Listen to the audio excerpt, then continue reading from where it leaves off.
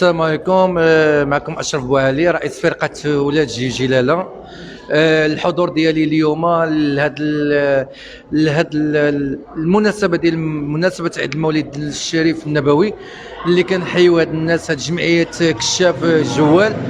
كنحيو الناس على هاد التراث اللي كترجع واللي كيذكروا المناسبات، وما كرهناش كاع جميع الجمعيات والمهرجانات يذكروا هاد كل مناسبه، مناسبه عيد العرش، عيد المسيره، عيد المولد النبوي الشريف، يذكروا الرسول صلى الله عليه وسلم. يعني بزاف الحوايج اللي ما كرهناش ترجع والمناسبات ديالها باش هكا التراث ديالنا المغربي.